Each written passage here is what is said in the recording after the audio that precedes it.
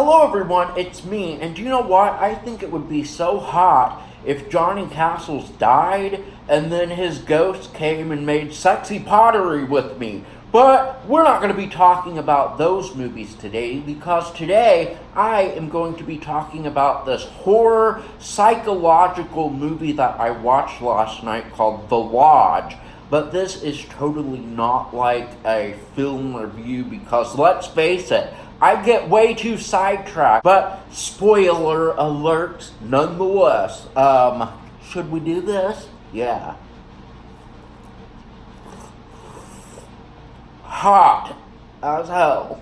So first off, I'm watching this movie and Alicia Silverstone totally just pops up, and it really surprised me because I didn't know she was in it, and she's still just as beautiful as always. In fact, I'm going to tell you a story.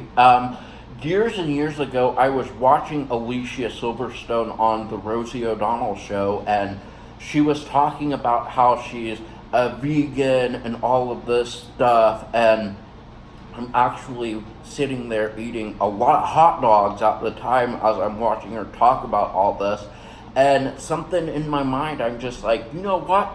I could totally be a vegan too because spaghetti doesn't have meat in it, and I became a vegan, and it's because of Alicia Silverstone talking to Rosie O'Donnell, and I love you, Alicia Silverstone, and I love Rosie O'Donnell, so that's the story. So this movie started out extremely slow, and they were trying to be really artsy in their cinematography, and in my opinion they were also trying to be just a little bit like Hereditary, but I'm really only saying that because there was a dollhouse in this movie as well.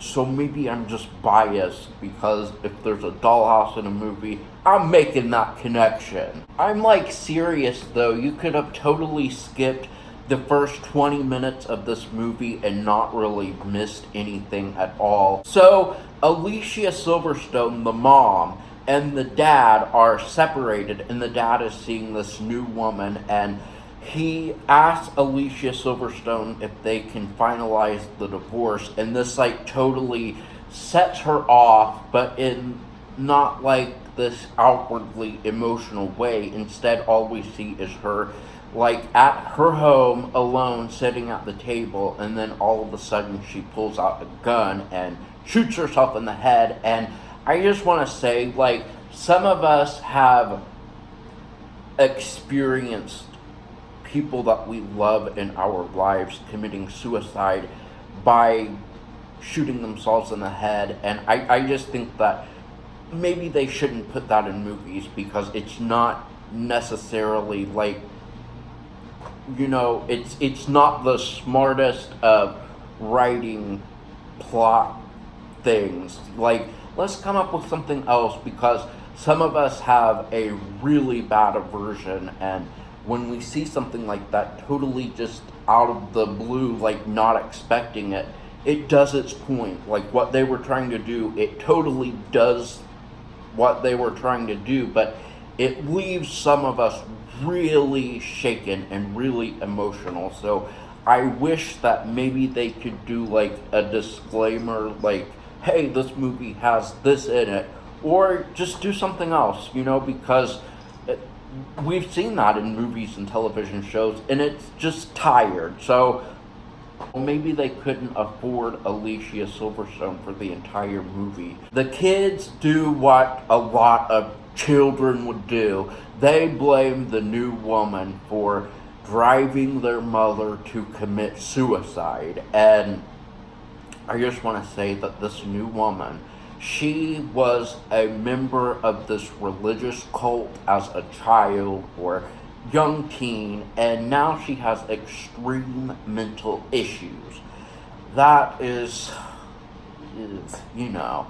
So the dad decides that they are going to all go and spend the holiday at their cabin, which is a lodge, but it's a house that has wood all over the freaking place. I would go insane trying to pledge a ceiling. What the hell? So, while they're all at this cabin, the dad decides that, oh, I have to go out of town for several days, and I'm just gonna leave my kids with this woman that the kids do not like at all and blame for their mother's death. And by the way, this woman's crazy. She's got extreme mental issues. She's effing loony, like trying to keep it together. So that part's just stupid and like really just stupid writing. Not to mention they don't really explain like where the dad went, like why he would go to the cabin with the family during that time when he needed to go back home like just a few days later. Like it just does not make any sense at all. So while the dad is away, the kids decide that they're going to get revenge or something on this woman. I don't know what their end game was, if they were trying to drive her so crazy that she would just kill herself. They really didn't make that clear at all, but I think that's what they were doing. So they played this prank where they made her think that they all died and they were now stuck in this limbo. And it doesn't make a whole lot of sense, but she's totally buying into it. But we don't know in the movie that they're playing this prank. That's just like what you would logically go to, and it turns out they are. The dad finally comes home, okay, after being God knows where for God knows how long. It was so stupid writing. But at this point, the woman does not have medication because the children have hid everything in the house, trying to make her think that they've all died. And they've shown her like, I don't know what you would call it. It's like this paper that says, "We died," and it has their pictures and birth dates and death dates, and I don't know. That's stupid too. But she's not had her medication, so she's crazy and she's walking around with guns and all this. And the dad comes home and she's like, "Well, we're all dead, blah blah blah," and she ends up saying, "Look, nothing's gonna happen." So she shoots the dad.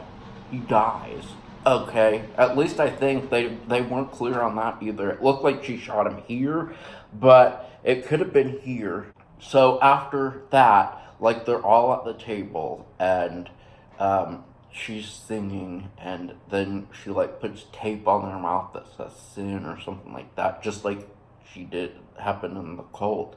And that's the end of the movie. And I'm just like, well, I think this movie could have been better. Like, if they would have had it where maybe like the cult actually came back and were raising hell or something like that. It's just, I don't know. It totally just, and I had really high hopes for this movie, but I think that they were trying too hard and they were trying to be something that they could have been, but they didn't have in their minds to actually be. I don't know. So I guess that's my not really review of this film, but I think I would have rather spent almost 2 hours making sexy pottery with a dead Johnny Castles, or even very much alive Demi Moore, because she and we could have totally have a lot to talk about. Like, I'd say, "Demi Moore, do you remember when you were on that magazine totally naked, painted?" And then she'd go, "Yeah, I remember that." And then I'm like, "Remember when your mom did it and how humiliating that was?" And she'd be like, "Yeah." And then I'd ask a whole bunch of very personal questions about Ashton Kutcher, and we'd giggle and I'd get the details, and it'd be awesome. So that's all that I had to say for today, and I will see you next time.